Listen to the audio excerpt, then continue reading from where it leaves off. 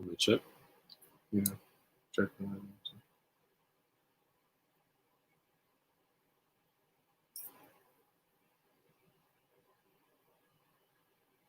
Yeah, we did. You know? Mm-hmm. Okay, cool. All right, Shalom. Shalom. First, I want to give all praises, honor, and glory to To Yahweh, Ba'ashem Ba'ashem Yahushai, Ba'ashem Makakodash. Double honors to the apostles of Great Millstone, and peace and blessings to the elect. Today, we're just going to go into this topic. It's not going to be a long lesson. All right, we just have a few precepts going into Genesis. What is it, 2? 2 and 7. Yeah, 2 and 7. All right, you know, a few of the elders and brothers have been going, doing videos. I saw Apostle Ramlab and Apostle Tahar's video. All right, and we just wanted to go into dealing specifically with the breath. All right, the breath of God.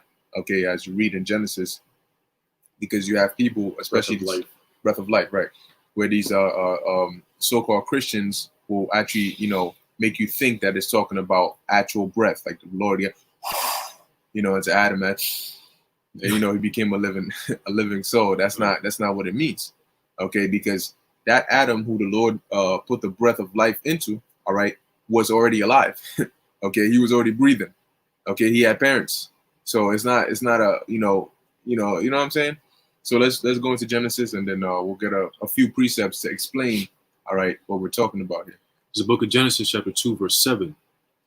And the Lord Yahweh, the power, formed man of the dust. Where you at? Right here, 27. Okay. It says, of the dust of the ground, and breathed into his nostrils the breath of life, and man became a living soul. Right. Read that again. There's a book of Genesis, chapters 2, verse 7. Mm-hmm. And the Lord Yahweh. Right. And as the elders were going into, it wasn't until I think the second chapter before Yahweh himself basically came appears, in. Right. Yeah, appears to observe and see if everything is going according to plan. That's why it'll say, and they saw that it was good, you know, and they called it good. They saw it night, and you know, to basically observe after he had given them the blueprints to make sure that they were Yahushua and the angels were doing the creation according to his plans. So read that verse again one more time. There's a book of Genesis chapter 2 verse 7. Mm-hmm. And the Lord Yahweh mm-hmm. formed man of the dust of the ground and breathed into his nostrils the breath of life. Right. Now man became a living soul. Right. Now we came from the earth. Of course, that's what Adam means. All right. Going back to the Hebrew Adama, which means from the ground or the earth. All right. And it says he breathed into his nostrils the breath of life, and man became a living soul. Okay. Now we're gonna get a few precepts. You could first get Wisdom of Solomon. All right. 7:24. Yeah. There's a book of Wisdom of Solomon, chapter 7, verse 24. Because that breath that was breathed into Adam was actually wisdom. Okay. Right. It says, for wisdom is more moving than any motion. Right. Wisdom is more moving than any motion. All right. Wisdom is faster than, you know, a car, all these different things. Because it doesn't, you know, it's not going to take me 40 minutes, all right, like it would from here to another state, okay, to get wisdom across from here to you. Because right now I could speak a few words in a matter of seconds, you'll gain some form of information that you didn't have before. Right. All right, go ahead. Right. It says, for wisdom is more moving than any motion. And also, if you say something and you move somebody, what does it mean? That you've touched them. You've hit them mentally and emotionally. So when somebody says, yo, your words are moving, that means they're so powerful. Right. So that's when you have brothers who teach you, and he's like, it says, for wisdom is more moving than any motion. Anything you could do, you could speak regularly, you could use your hands to teach somebody, but that wisdom that comes out, that experience, that's like, oh, that's what ties everything in. So it's more moving than any motion. Right? It says, she passeth and goeth through all things by reason of her pureness. Mm-hmm. Okay, and that's when you use wisdom, right? It gives you a sense of purity, because you know you've done the right thing. You know, because especially being in this truth, when you use wisdom, you know that it's something that's divine from the Most High. Mm-hmm. Because the only way you can gain wisdom is if you fear the Lord. Right. You see what I'm saying? So guess it says what? Let's read that again real quick. Slow. It says, she passeth and goeth through all things by reason of her pureness. Okay, so you could meet a cop and you use wisdom, you get off. You see what I'm saying? Compared to somebody who's gonna try, you know, fighting back and forth, trying to show his might. Mm-hmm. You know, you could avoid so many things. You could go from point A to point B by just using wisdom alone. Right. You know, and then you could skip all the extra steps that I would go through if I was to go through this, you know. Yeah. So that's wisdom works with everything. Right. It says more moving Wisdom literally works with everything. Right. Okay, you can use wisdom in any situation. When you can use wisdom in cooking, wisdom in going places. You can use wisdom in all different ways, shapes, All and forms. aspects of life. And anybody could use could use wisdom. Mhm. All right, let me put it like that. Shalom to the brothers and sisters watching. Shalom. Go ahead. It says, she passeth and goeth through all things by reason of her pureness. Mhm. Verse 25. For she is the breath of the power of the Most High. Right. So wisdom is the breath of the power of the Most High.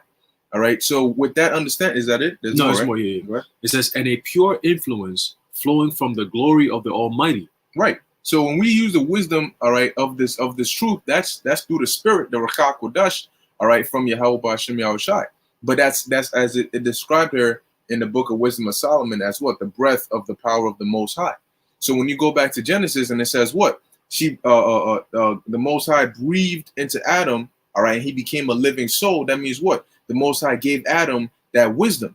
Because when you read in Ezekiel, the 37th chapter, which we're going to get, it's basically a parallel. Right. It talks about the same thing. Now read Genesis 2 again. Okay. It's the book of Genesis, chapter 2, verse 7. It says, and the Lord Yahweh formed man of the dust of the ground and breathed into his nostrils the breath of life. Which we just read that what is the breath of the Most High is wisdom. Right. Okay. Right. Now go from there to Proverbs. Right. Proverbs, I got 21. it. Yeah. There's a book of Proverbs, chapter 21, verse 16. It says, the man that wandereth out of the way of understanding shall remain in the congregation of the dead. Right. The man that wandereth out of the way of understanding shall remain in the congregation of the dead. So if you are in the way of understanding, then you're not in the congregation of the dead, which if you're not dead, then you're alive. Right. So if you have understanding, you will be alive. Now, what is understanding? In order to gain wisdom, you need to have understanding, because wisdom is the proper application of knowledge and understanding. That's it. All right. So if you have wisdom, you have understanding. And if you have understanding, according to Proverbs 21 and 16, you're living, because you're not in the congregation of the dead. Right. Or the valley of dry bones, like you read about in Ezekiel 37. Right. So now go back to Genesis. Right. And before I go back to that, just to add on to what the brother just said, yes, the only way you're going to be able to rise up from the dead is if the Most High wakes you up, just like how he did with Yahushai, right? He rose Yahushai out of the dead, and through that, we, the elect, the hopeful elect, gain life. So now it says, when you go to Proverbs 1 and 7, it says, the fear of the Lord Yahweh is the beginning of knowledge, but fools despise wisdom and instruction. As the Spirit, the brother put Sirach 1 and 14, which is basically the same thing. Mm-hmm. To fear the Lord is the beginning of wisdom, and it was created with the faithful in the womb. Oh, that's it. So there you go. So, hey, like it says in Jeremiah 1 and 4, it says, what? Before you were born, I ordained you. Yep. Right? So the Most High does what? He ordains certain men to have the attribute of wisdom, knowledge, and understanding. You see what I'm saying? So you can do what? So you can be a righteous judge enough to carry out his words. Mm-hmm. You see, you can't teach if you don't have wisdom, knowledge, and understanding. Right. What are you going to teach? Right. Who's going to listen to you? Right. Because you have to know what you're teaching. There you go. You have to understand what you're teaching so you can explain it. And you got to have wisdom in case somebody asks you a question about what you're teaching, so you can tell them what to do based on what you're teaching. Got all right. Right. You bring in life into it, because a lot of people are dead. If you're going to conjure up and raise up the dead, you better know what you're doing. Right. So that's why the Lord gives us the recipe, the perfect recipe, which is wisdom, knowledge, understanding. Mm-hmm. All right, to rightly divide and to rightly teach this word. Mm-hmm. You know, I forgot the words I was looking for, but I'll go with that. Right. You see, and then let's go back to Genesis. Oh. Genesis 2 and 7 says, and the Lord Yahweh. Now keep in mind that back during the time of Genesis, all right, it was a group of people, all right, a population which were called Adam. Right. When you read it says the Lord created them and called their name Adam. All right. So for lack of better words, you call them what? The Adamites. Mm-hmm. And then within that, there was the main character who was Adam. His name was Adam, which his spirit was the spirit of Yahushai. Right. Okay. That's who the focus went on.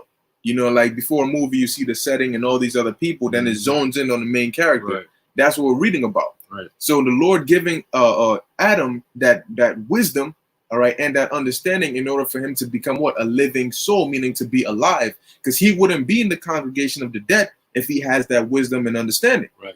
Okay. Right. Hey, it's a perfect example to really give you a better picture of understanding. Oh, the movie. I'm gonna put it up. The brother GMS Rachel Mayam, Israelite foreigner, says online etymology for understand means to be amongst or in the midst. In the midst of who? Those that are living. Right. Okay. Right. Beautiful. Yeah. Beautiful. That's why the scriptures say, with all thy getting, get understanding. Okay. That's it. Wisdom is a principal thing. With all that getting, get understanding. That's but right. going back to the point, this is a movie. We understand that, and this is the greatest movie ever created. Now, when you go back to the book of Genesis, which is the beginning, right?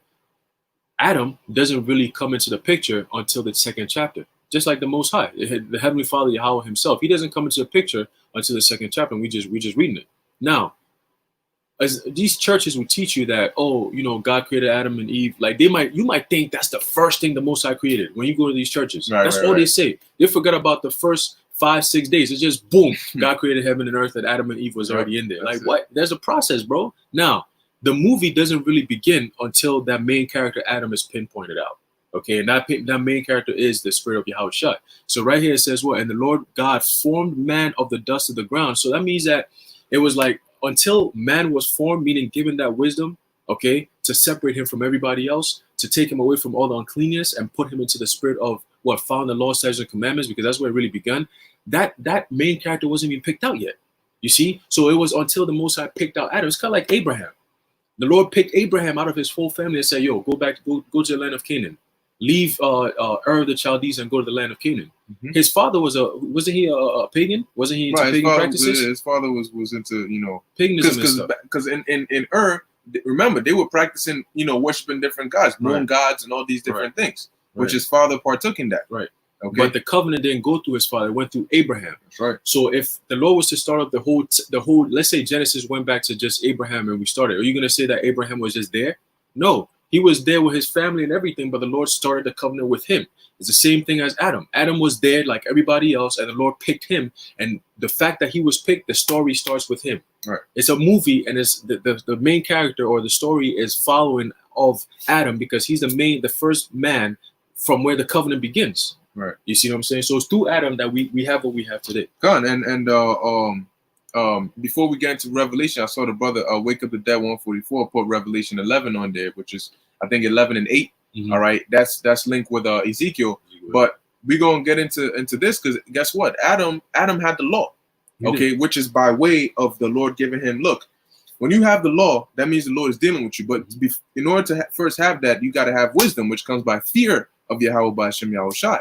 Once you fear Him, He gives you the guidelines on how you're supposed to live. All right, perfect example being how Cain and Abel, okay, the sacrifice. All right, how it says the Lord had respect unto Abel's sacrifice. Okay, why exactly? Why would He do that?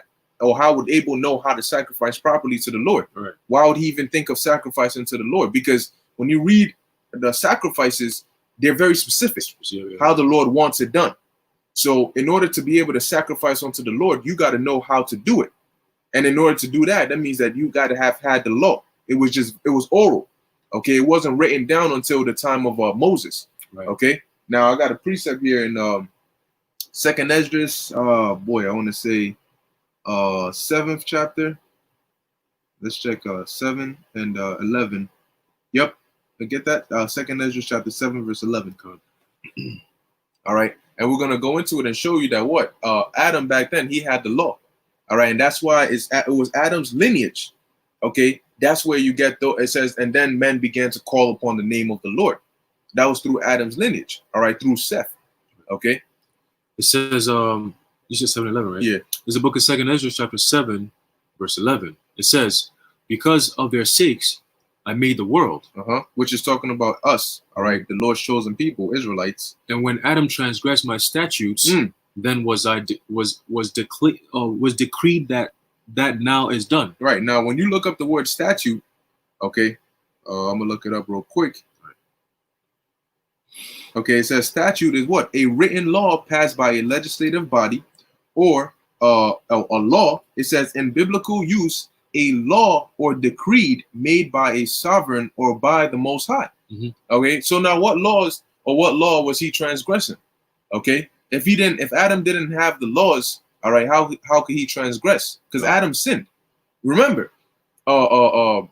All right, let me get that real quick. Paul said that the first Adam sinned, and then the next Adam, basically being Yahushua, was that quickening spirit, all right, to bring us back. Okay, so if through the first Adam, death came into the world by way of sin, well, we got to look at what is sin. Okay, see if you can find it. All right, we got to look at what is sin, because you can't sin without the law. And if Adam sinned, that means that he had to have had the law. Okay, when you go into 1 John chapter 3, okay, verse 4, it says, whosoever committeth sin, keyword, transgresseth also the law. All right, and it says what? Adam transgressed, okay, the statute, which is a law. So it says, whosoever committeth sin, transgresseth also the law, for sin is the transgression of the law.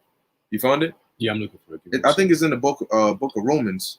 Is it Romans? Yeah, I think so. Okay. No, 1 Corinthians 15. Let me see. I have one here in Romans 5 too. All right, this is Romans chapter 5, and we're gonna go into it, and we'll come back. We'll tie it back into the Revelation and Ezekiel 37. Okay, but you found one? Yeah, I got it. All right, bring it up. It's the book of 1 Corinthians chapter 15, verse 45. It says, and so it is written, the first Adam was made a living soul. The last Adam was made a quickening spirit. Mm-hmm. Howbeit, what was not first which is spiritual, but that which is natural, and afterward that which is spiritual. Right. Go ahead, because when Yahushua came back, that was when we started really dealing in the spirit. Okay, go ahead. It says the first man is of the earth, earthy. Mm-hmm. The second man is the Lord from heaven. Mm-hmm. As is the earthy, such are they also that are earthy. I don't think that's the one I was looking for. It's this one here. Romans chapter 5, verse 12. It says, wherefore, as by one man sin entered into the world. Right? Now, sin wasn't in the world until Adam went off. Right. Okay. Now, hold up. First John 3 and 4 says sin is a transgression of the law. So if sin entered into the world by way of Adam, then that means that Adam had to have transgressed the law, which would mean the law had to be in place in order for him to transgress it. All right. So it says, wherefore, as by one man sin entered into the world, and death by sin, because what is the wages of sin? The wages of sin is death. Where there's sin, there's death. Where there's the law, there's sin. Okay, so it's all tied right in. It says, and so death passed upon all men, for that all have sinned. Okay, for until the law, sin was in the world, but sin is not imputed where there is no law. So you can't impute sin or transgression if there is no law. Nevertheless, death reigned from Adam to Moses, even over them that had not sinned after the similitude of Adam's transgression, meaning they didn't sin the exact way that Adam did. Okay, although Adam eating of that fruit, the tree of good and evil, all right, meaning he got into those wicked philosophies. Right. Okay, which that's if you're not worshiping Yahweh B'Shem Yahushai, that's idolatry. That's it.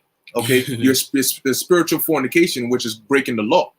Okay, it says the similitude of Adam's transgression, who is the figure of him that was to come. Who was that was to come, prophesied to come? Was Isaiah 7 and 14, I believe. Isaiah prophesied about Yahushai.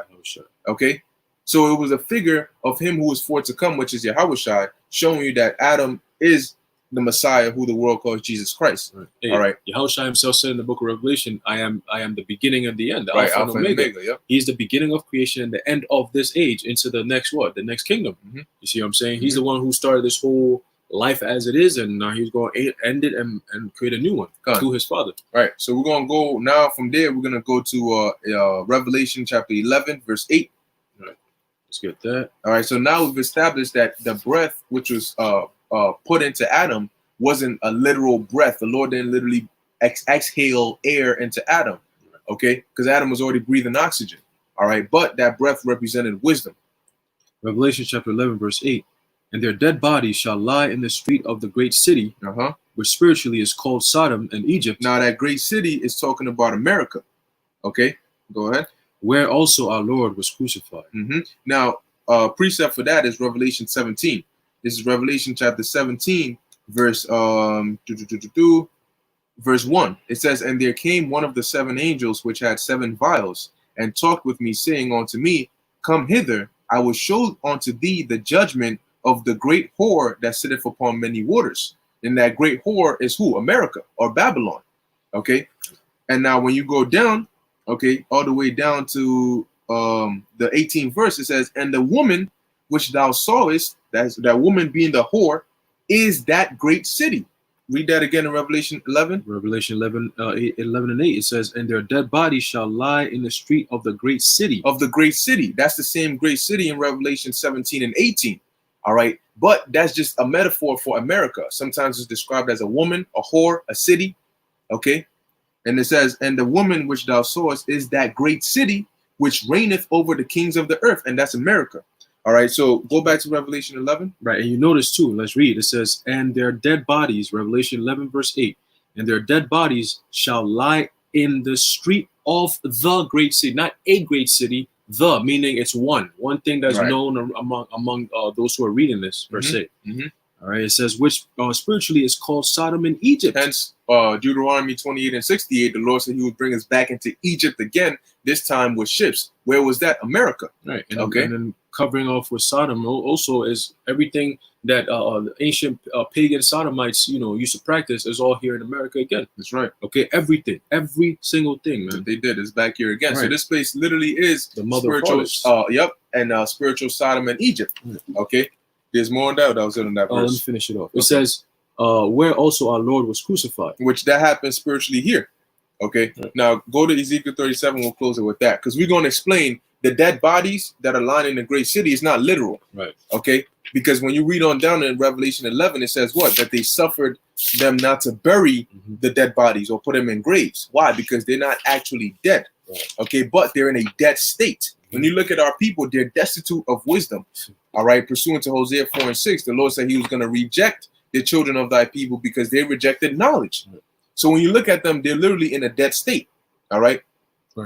Ezekiel 37, start with that 4, or you want to start with the top? Start at the top and then we'll stop when we hit the point. There's a book of Ezekiel chapter 37, verse 1. It says, the hand of the Lord Yahweh was upon me and carried me out in the spirit of the Lord Yahweh and set me down in the midst of the valley, which was full of bones. Now, valley just means a low land. Right. Okay. And when you look at America, yeah, it might not be geographically low, but morally, this is a very low place. Right. All right. Go ahead. Spiritually, mentally, emotionally, everything.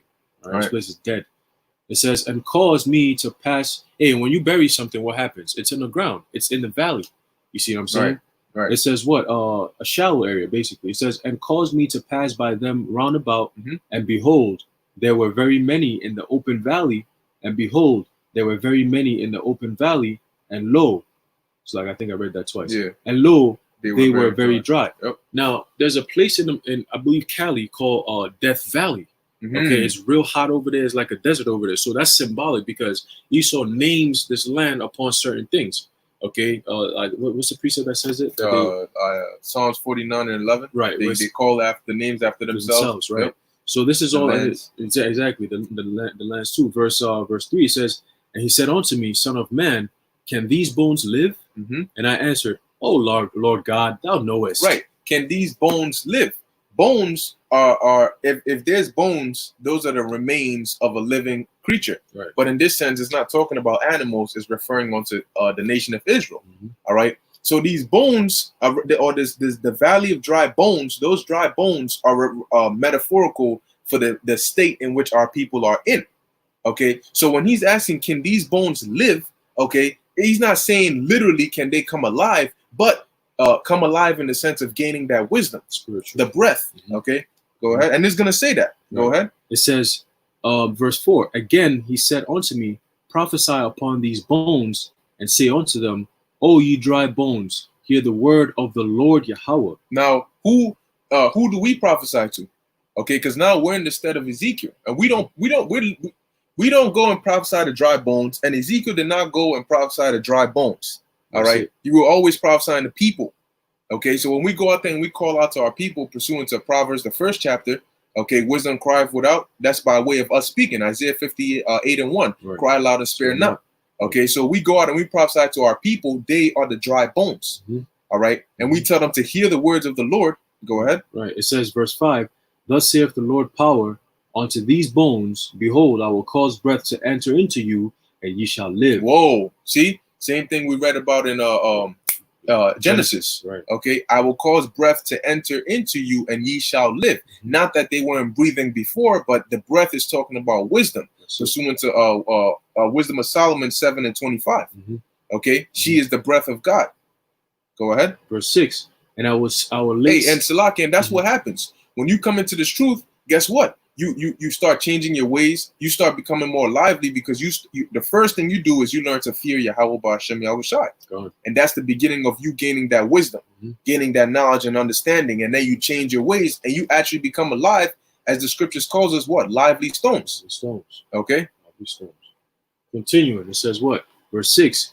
And I will lay sinews upon you, and I will bring up flesh upon you, and cover you with skin, and put breath in you, and ye shall live, and ye shall know that I am the Lord Yahweh. Right, and this is basically them putting on the body and everything, which spiritually is when you remember the scriptures talk about the old man being put to death and the new man coming into this truth.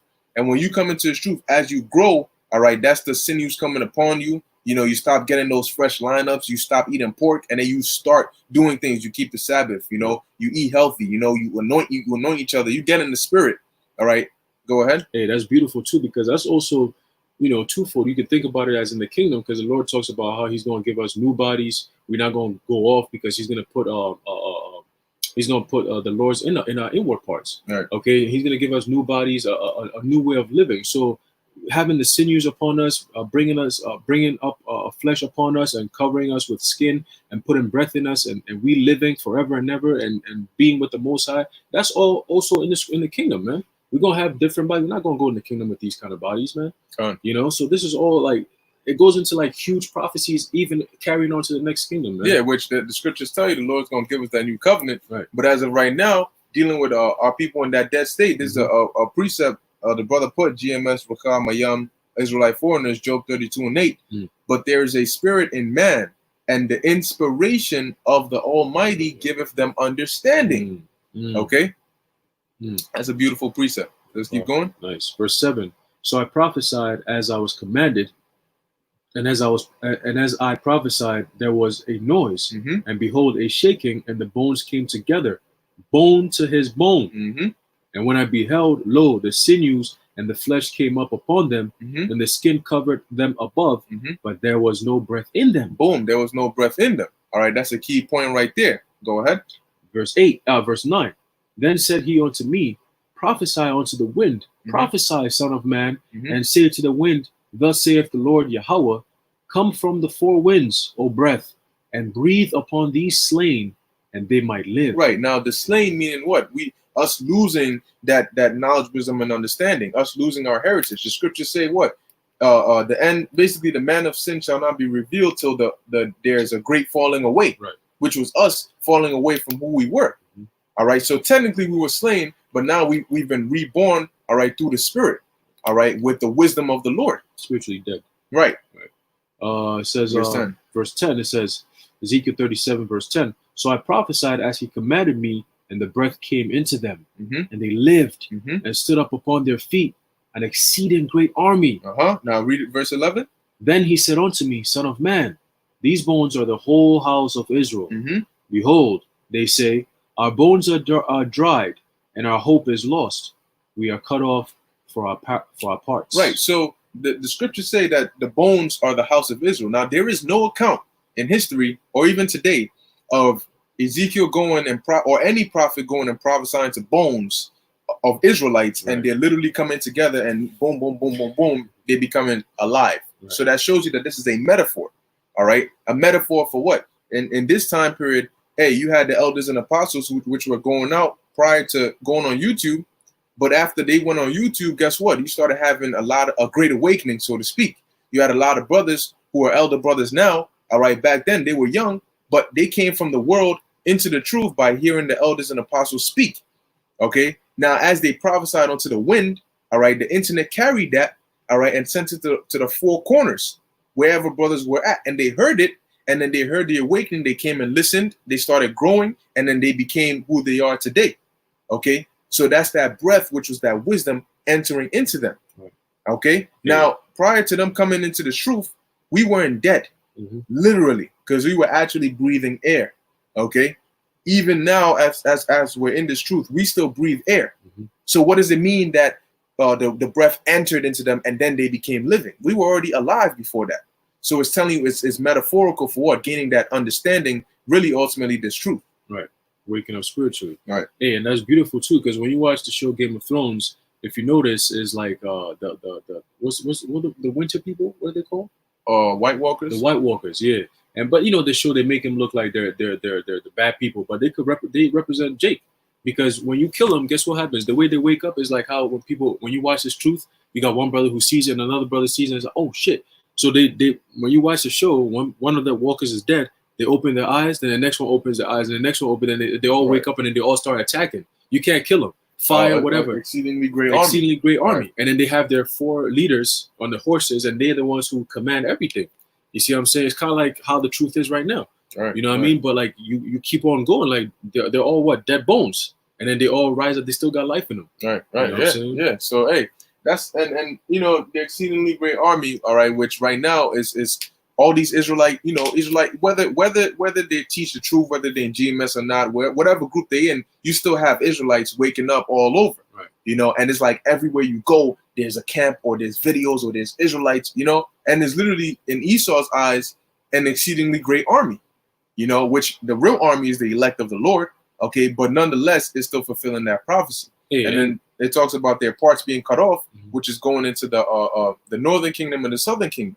Okay, because when you read lower, it'll tell you what you take one stick for Judah and one for Ephraim, and you put it together. Yeah, and it's like we don't really worry too much, because as long as you're doing the works, man, the elect are gonna come to the right shepherds. You see what I'm saying? Like Yahushua said, well, my sheep hear my voice. And if we're in the stead of Yahushua, that means that we carry the voice of Yahushua to call upon his sheep. Sure. So you could have people who wake up in different camps and all that. They might not necessarily have the 100% truth, all right, like the elders and apostles from GMS on down that we learn from, right? It don't matter wherever they're at, wherever they're learning from. Once the time comes, the Lord is going to direct them to the proper, the right shepherds, man. And we believe the right shepherds are the men of the men of the Lord, who are the right shepherds of Yahushua, start from GMS on down, man. The elders and apostles of GMS on down. Right. Okay, great millstone. Right. So hey, that was pretty much it. All right. We just wanted to go into that topic real quick. Okay. Mashiach 144 said, brothers, I'll put it up. He said, brothers don't have to have GMS in their title/channel as their name, as long as they're saying call Yahweh Shem El Shai, the Blind, the Apostle, Millstone, they should be good. Yeah, for the most part. But then again, you also got to really watch them, because you have certain people who will, like you were saying, say double honors and give all praises to Yahweh Shem El Shai, but they really ain't right. So so that's why even as sheep, you gotta have some sort of being circumspect, where you can watch the brother, like you said. Hey, we don't have GMS in our name, but we teach the same doctrine. But nonetheless, you gotta watch them and listen to what they're saying. Is what they're saying according to the scriptures, or are they just using the cover of giving double honors and calling on Yahweh Shem El Shai to then teach some wayward doctrines? So you gotta all right, hold on, I'm listening to this brother, but that's not what the elders and other brothers are saying. It doesn't link. But yet he has GMS in his name, or he's saying call Yahweh. So what's going on? He might say something that might confuse you. You ask a question, and brothers be like, oh nah, that's off. You see, so you gotta actually don't just go based on you hear them say call Yahweh Shem El Shai, or you hear them give double honors. Really, watch and hear what they say. Look at the precepts and so on and so forth. It's all. Hey, it's all part of being circumspect. Yeah, you have shepherds, but as the sheep, you also got to be able to, not just eat whatever you're given, but know, okay, you know what, this is not Yahushua's voice, so let me fall back a little, or let me ask, so on and so forth. But hey, Russ said just like that mushroom.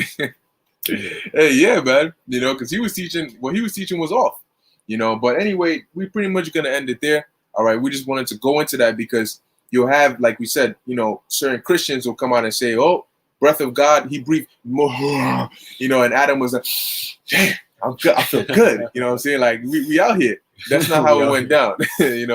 That's not what it means. All right. And that's why Amos 3:7 says the Lord reveals his secrets to his servants. Because if the Lord didn't reveal it to us, how would you even know? The precepts are there, as you just saw us bring them out. But how would you even know where to go to look for them? And how to get the right precept to explain what. You see what I'm saying? So, hey, it's all through the Spirit. Call Yahweh Shem El Shai for that. And with that, we're going to end it here. Those willing brothers and sisters were edified. We want to give all praises, honor, and glory to Yahweh, Bahashem, Yahweh Shai, Bahashem, Rachak, Kodash. Until next time, Shalom. Shalom.